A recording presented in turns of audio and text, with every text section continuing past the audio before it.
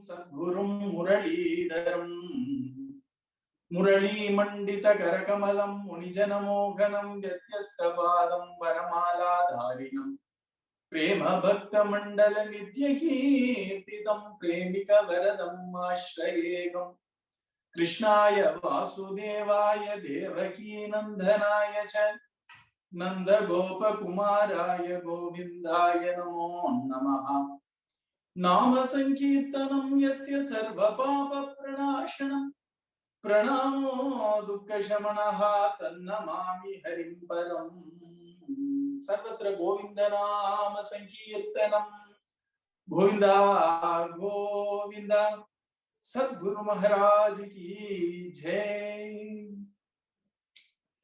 Shri Madhuri Sakhi Sameta Premika Varada Thakurji's blessings and our beloved Guru Maharaj Maharanyam Shri Muralidhara Swamiji's utmost blessings that we are continuing this lovely path of Bhagavatam, doing Parayan. We are also doing Katha Shravan, which is listening to Bhagavata Katha.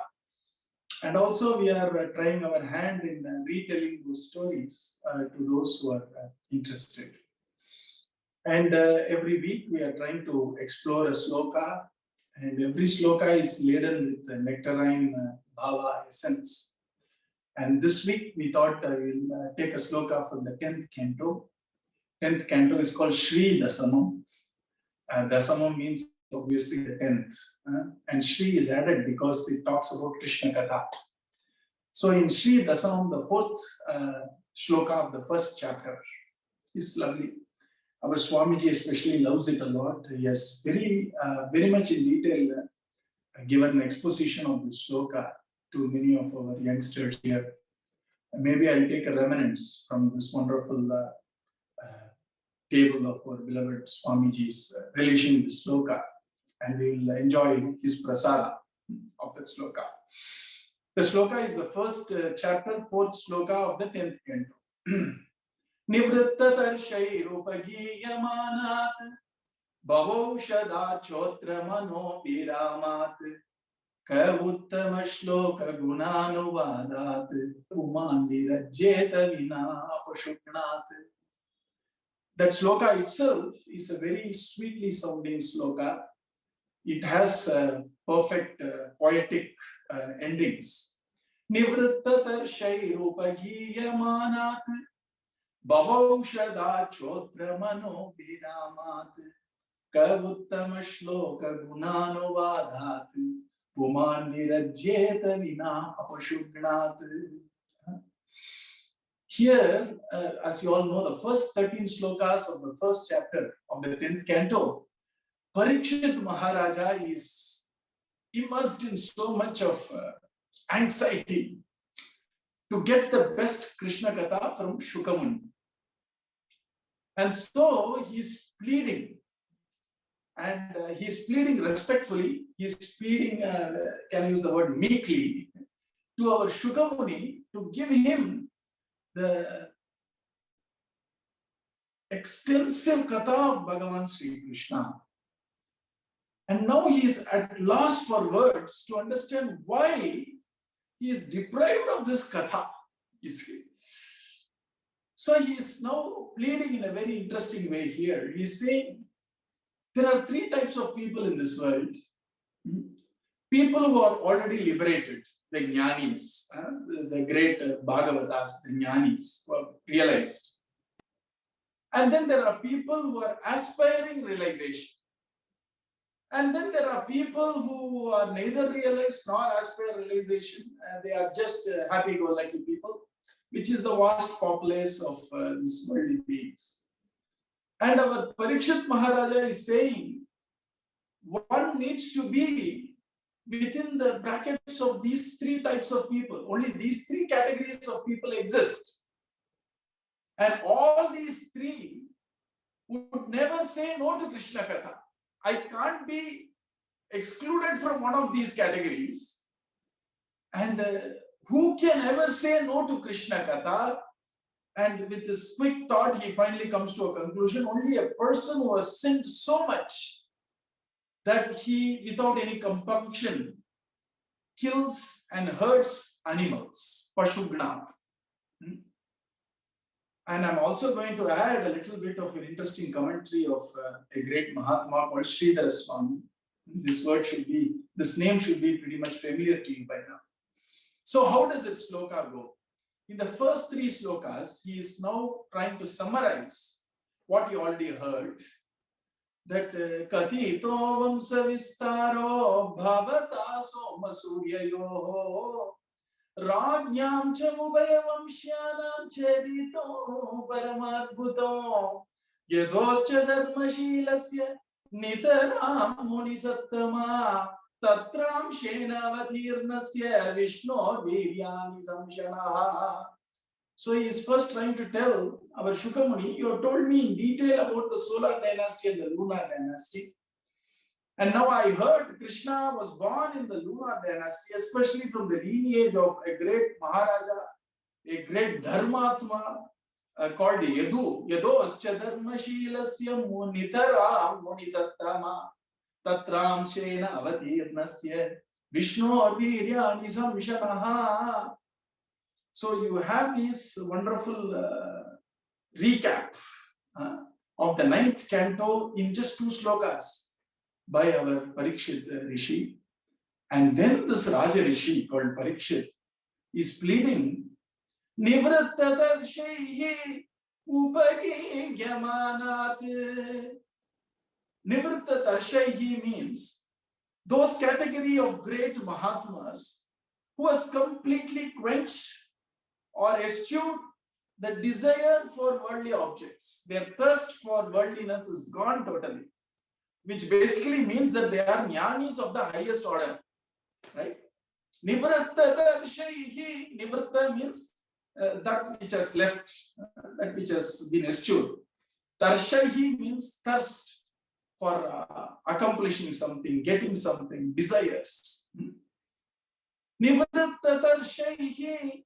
What do these people who are such great jnanis, or in other words, people who are jivan muktas, who are free from the shackles of samsara while living in this world, Nivratta Darshai, what do? What is their nature? What is their dharma? Upageyamanat. Their dharma is actually singing and narrating Krishna Katha alone. Here, very beautifully, even though Parikshit is in the pangs of anxiety, he is using his words very carefully. That's the presence of a Mahatma. He is saying, Nivratta Darshaihi, not Giyamanat. Upagiyamanat. Upagiyamanat means one who, in Sanskritam, there is a word called Kantaravena. The equivalent American term would be shouting at rooftops or something like that. When you want this to be proclaimed to the whole world, Kantaravena means right, throatily or whatever, really loudly, with proper emphasis. So these Mahatmas who have completely lost the desire for the world, who are jnanis, they Upagiyamanat, they loudly want to openly sing and celebrate the glories of Krishna Katha. They want to sing Krishna Katha. Upagiyamanat, who? People who are jnanis, which means they have no other desire. They have nothing to accomplish. They are self-actualized, or rather self-transcendent people. They have nothing in this world which needs to be attained. All their desires are quenched, or they have conquered their desires. Yet, their desire to sing Krishna Katha remains. You see, that's the reason why, if you have seen Bhishma Stuti, a great Yogeshwara, he was a great jnani. At the time when he is about to die, in Bhishma Stuti, first canto, 9th chapter, Sri Bhishma Vacha's first sloka, if you say, Bhishmacharya is saying, Iti matihi upakalpita vitrishna bhagavati satvata pungave vibhumi. This word, vitrishna, is nivritta darshai. You see, trishna means thirst and desire. Our Bhishmacharya is saying, that my mind, which has been completely silenced of all its desires. So the mind has been made pure. Any desire, any hankering is actually a ripple in the mind. So roughly it's called the impurity of the mind.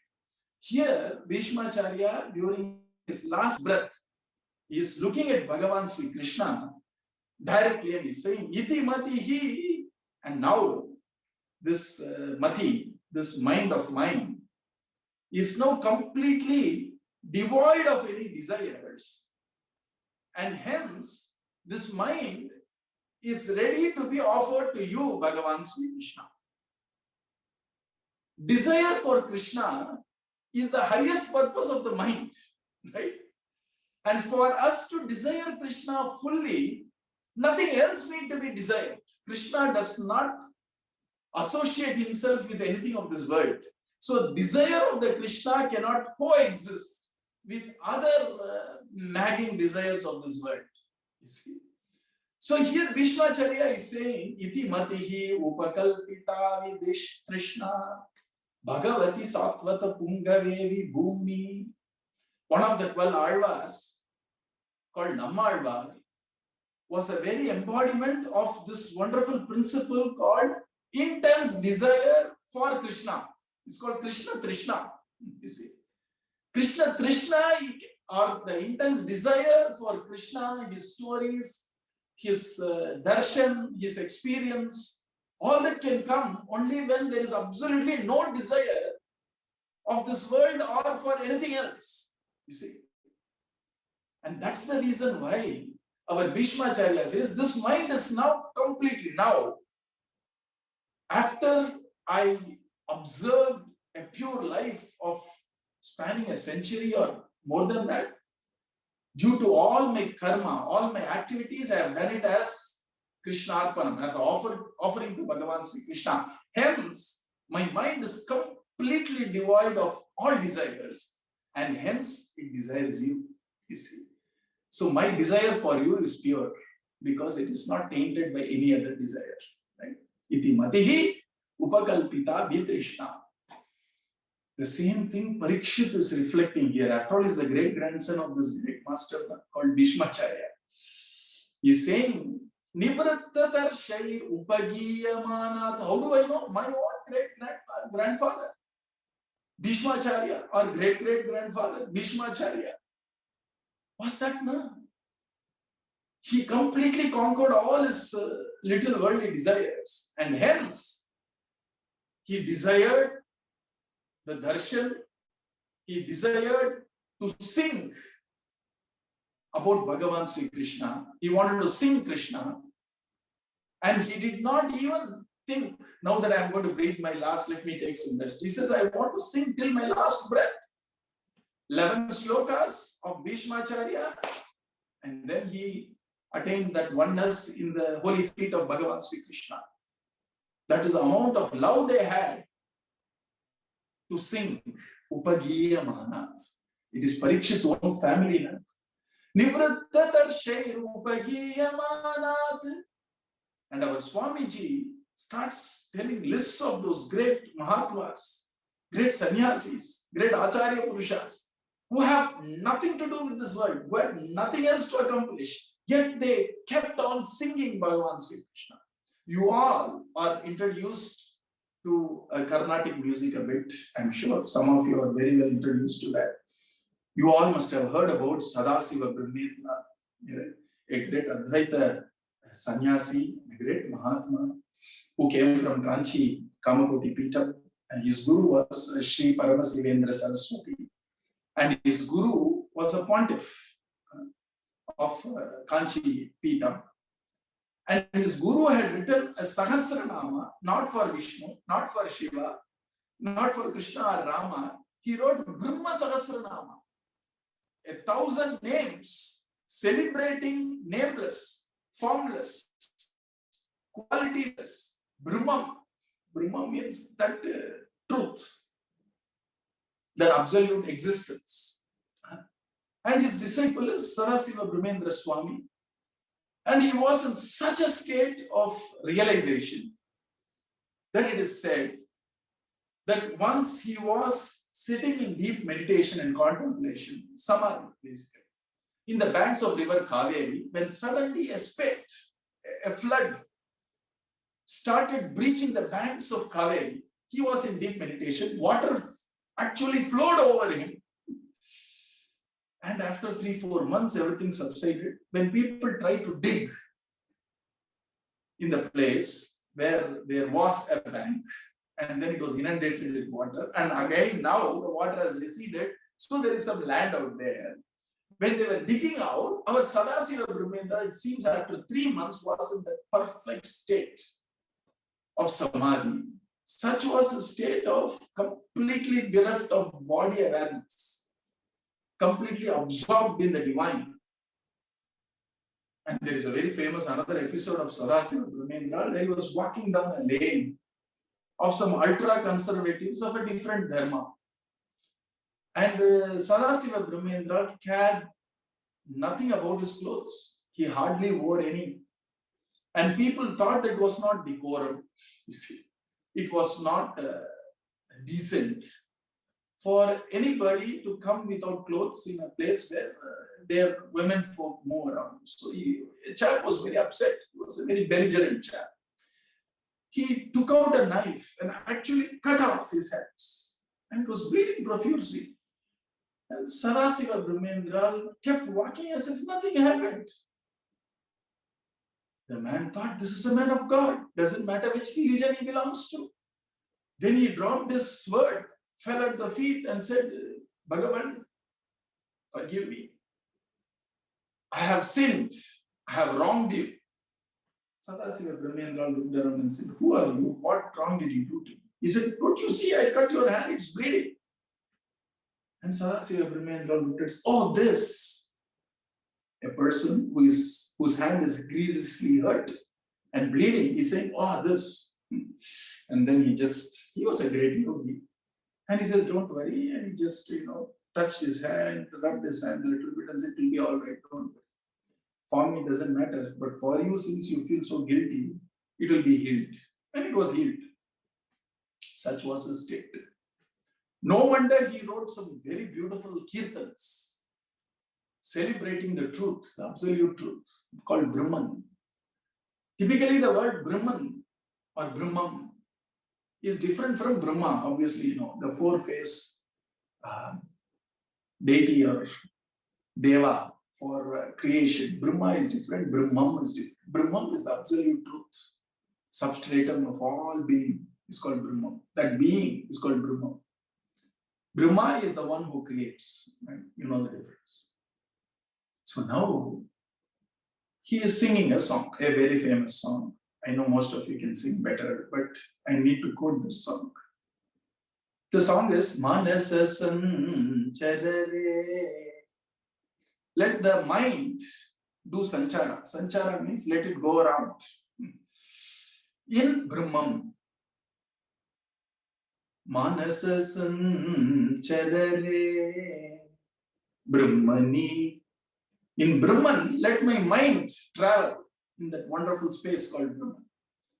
And the moment you say Brahman, you have to qualify now what this Brahman is. Typically, it is qualified as nameless, formless. That which has no actions, that which has no qualities, all that. But here he is defining Brahman as Matasiki Pincha Alankrita Chikure. That Brahman, which is actually adorning a peacock feather on its tresses, you see. In that Brahman, hey mind, do sanchara. You travel, you think about, you ponder, and you relish that Brahman, which wears a peacock feather in its hair. Nivritta Tarshaihi, Sadasiva Brahmendra, is doing kirtana of Bhagavan Sri Krishna, calling Krishna as Brahma. Nivritta Tarshaihi Upagiya Manas. Another great sannyasi, Advaita sannyasi, his name is Sri Narayana Tirtha. He has written Krishna Leela Tarangi, or Tarangam as it's more famously called. He has completely captured the 10th canto, all the Leelas of Bhagavan till Rukmini Kalyana, Tarangam. He was also a sannyasi par excellence. He had no desires in this world, but he could not stop from singing Krishna. Nivritta Tarshaihi Upagiyamanat. Bhagavatam dispels that mistaken notion that this absolute Brahman is something which is different from Krishna. Or even more stupidity is I need to transcend Krishna to go to that state of realization of Brahman. All that is humbug. Krishna is inseparable from Brahman. And I'm quoting only from Advaita Sannyasi's. Adi Shankara Bhagavad has written Prabodha Sudhakara, where he is celebrating Bhagavan Sri Krishna's Leelas to show the various aspects of Brahman. He says Brahman is all prevalent. You see, he is omnipresent. Example, Draupadi is screaming near Delhi and Krishna is in Gujarat, Dwaraka. Her screams in Delhi. How can it reach Dwaraka? Only when Krishna is omnipresent. So omnipresence of Krishna is proved that way. And the like. So our Adi Shankara Bhagavad Pada has written wonderful Govinda Ashtakam. In that Govinda Ashtakam, to tell about Govinda, what should he say?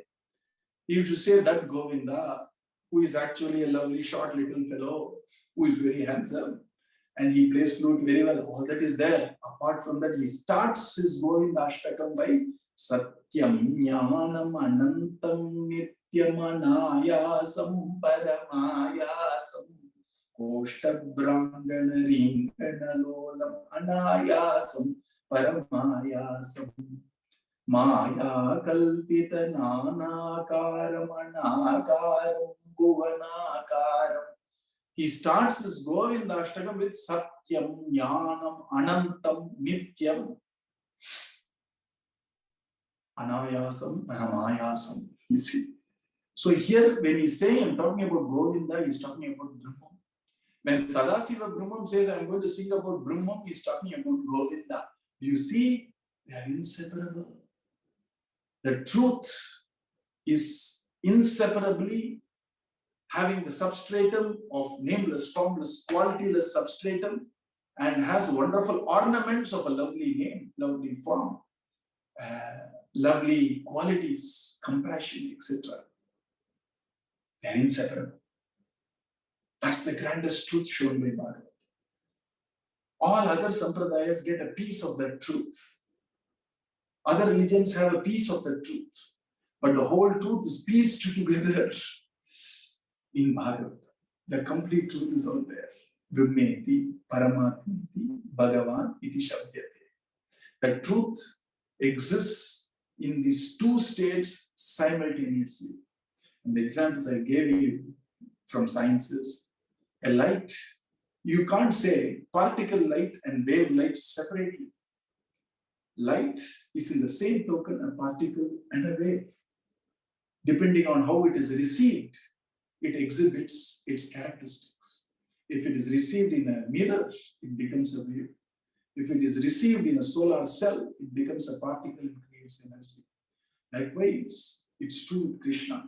In the same token, as his Swarupa, as his innate being, he is this nameless, formless, qualityless state of being, inseparable from his lovely form, his lovely qualities, his great qualities like all the strength, all the valor, all the knowledge, all the presence, etc. That's the grandest truth. So many times in our Shastras and Upanishads, people tend to take off all the embellishments to talk about the state of being alone. So it is just to actually define the state of being they are taking it off. Actually, it can never be taken off. Like you and me are both personal and impersonal in the same token. You are a great singer, but when you are sleeping in the night, right, the singer is not existing per se. All the capabilities to sing, the power to sing, etc. is latent. It is pulled inside as it were. And there you are sleeping without quality. There is no singer there. There is no man or woman there.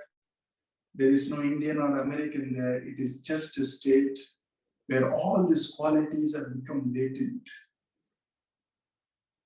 And imagine that in divinity, that state where all the personal aspects have been pulled in latent during that state of pralayam, during that state of grand deluge, etc. That's the state of non-qualified Brahman. The moment there is this phenomenal existence called Vyavahara, it adorns itself with the lovely form, which is eternal. It adorns itself with the lovely qualities like all-powerful, omnipresent, omniscient, etc. It adorns itself with compassion. It adorns itself with beauty. It adorns itself with all these lovely qualities. And we call it Bhagavan. And what is the innate being of Bhagavan? Brahman. See? And that's why he's here. Mahatmas are singing Krishna, and when they are singing about Krishna, they talk about Brahman. When they're singing about Brahman, they talk about Krishna. Inseparable. That's the realization. Pandits may agree or not agree. We don't care about them, of course, or pronounce to them. But they have only a piece. For us, the real authority or pramana, the authoritative source of knowledge is those who have realized, and Shastras, including Bhagavad. That's our grandest authority. Rest are all pieces of authority. We take it with a pinch of salt because they have not realized. They are just repeating what they have heard, understood a bit of what they have learned, and they are telling that. So here, our Parikshit is saying, Nivritta Tarshay Upagiyamanat. Upagiyamanat. Upa means something which is like an assistant, something which is repeated. For example, Giyamanat means your own composition. Upagiyamanat means your guru's composition, you are actually singing. Upaganam means it's not your original composition. It is Madhura Geetam written by our Swamiji. I'm singing it. So I'm Upagiyamanat. That's our sampradaya. We don't manufacture something of our own. We don't hazard creativity in spirituality. Creativity is in poetry and aesthetics of spirituality, not in the philosophy. Philosophy should have authority of people who are realized. So, Upagiyamanat. How did this Mahatma sing about Krishna? Inspired and tutored and blessed by his Guru. How did he sing? His Guru. Upagiyamanat. Shukamuni is the person who is completely bereft of all desires. Now he is singing Krishna Katha. What is he doing? He is doing Upagiyamanat of Vyasa Bhagavan's instruction to Shukamuni. Who instructed Vyasa Bhagavan? Vyasa Bhagavan needs no instruction. He is Bhagavan himself. But he was inspired by Narada Muni. Who was Narada Muni inspired by Brahmaji? Who was Brahma inspired by Bhagavan himself? Upagiyamanat. So he is looking at Shukamuni and says, you are that person, that Jnani. And your dharma, your very nature is to sing Krishna Katha. And what stops you? And the second step is for people who aspire for realization. Bhava Aushadha. Bhava means this transmigration, birth, death, cycle, samsara, cycle of being born, living, dying, again born, living, dying. That's called bhava. Bhava means samsara, transmigratory existence. And Krishna Katha is like a medicine for those who aspire to completely stop this cycle so that they can go to a higher state of bliss, to be with God, etc. So for them, the medicine for this disease called repeated births and deaths is Krishna Katha, Bhavaukshada. So people who have realized their dharma is to sing Krishna Katha, and for people who aspire realization, their medicine for this disease of transmigration is Krishna Katha. Apart from these two, it's very utilitarian, isn't it? He's saying Krishna Katha is sweet to my ears and heart. Shrotra means when I listen to Krishna Katha, Manobhiramat. When I listen to Krishna Katha with my ears, it completely fills my heart with bliss. Abhiramat. Abhiramat. The worldly things are Ramat, possibly. Ramayate. That which gives me joy But this is Abhiramat. It's a very different Abhirama in Bhagavatam. There is a very different Abhirama in Ramayana. In Ramayana, our Sita Devi looked at that Maricha's deer, form of deer, as Abhiramat. Here in Bhagavatam, Abhiramat is Krishna Katha. In Ramayana, Abhiramat was Maya. Shrotra Mano Abhiramat. Here, our Parikshit is saying, as I listen to this Krishna Katha, it fills my heart with joy. Which is what any worldly person wants. He wants joy, isn't it? The real joy is in listening and realizing the relish of Krishna Katha. Shrotra Mano Abhiramat. Ka Uttama Shloka Gunanuva. Who would ever say no to this wonderful story of Bhagavan Sri Krishna, which highlights his wonderful qualities and which is filled with rasa, except for a person who is so much a sinner, so much a crude person, so much equivalent to even an animal, not even a full human, who finds joy in hurting animals. Vina Pashugnat. Only a person has to have so much of crudeness in him that he discards. And he says, Krishna, I don't want it. Vina Pashugnat. Here Sridhara Swami adds a wonderful flavor. Apashugnat, meaning one who is not interested in his own welfare and hence murders not the body, his soul. A person who is really not interested in emancipation, a person who is not really interested in his own welfare, is the one who would say no to Krishna Katha, because Krishna Katha brings us close to Mahatmas. Krishna Katha is dharma of Mahatmas. They constantly talk Krishna Katha. And Krishna Katha is the medicine for all these ills of existence in form of, desires, etc. Apart from all that, Krishna Katha is so sweet to my ears and heart. So Parikshit is pleading, I am one of these three categories now. Certainly, I am not a realized soul. Second, after listening to Bhagavatam, I don't even aspire for moksha. I just want to listen to Krishna Katha because it is an end in itself. You know Prayojanam, right? What is the Prayojanam we say? Na? Krishna Katha is Swayam Prayojanam. It is an end in itself. It is a fruit in itself. It is not a means to some other end. That is the state our Parikshit has gone to. So he's saying, apart from listening to Krishna Katha, which is the end in itself, I don't even want emancipation. Thank goodness there is a person who is realized, who is ready to give me Krishna Katha, which is you, Shukramani. I am sitting here, yet you are not telling me Krishna Katha. What do you think? I am such a sinner that I would discard Krishna Katha, or I would not be interested in Krishna Katha. So please do not shorten Krishna Katha. Tell me Krishna Katha in detail. That is the amount of love and passion Parikshit Maharaja had for Krishna Katha. Each time we go through the 13 slokas, it inspires a lot to see how much an intelligent Raja who had a good life, how much he is pining for Krishna Katha. And it inspires a prayer to our Guru and to our Thakurji. May I also pine for Krishna Katha this way, if not now, some point of time.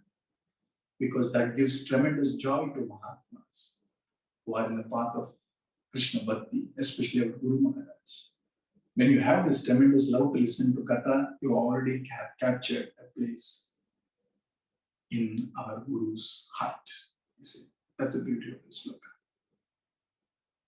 Nivritta tarshairupagiyamanat bhavaushada chotramano viramat kavuttama shloka gunanuvadat pumandira chetanina pashugnat. The blessings of our Guru will take some other shloka, the next possible opportunity. Radhe Radhe.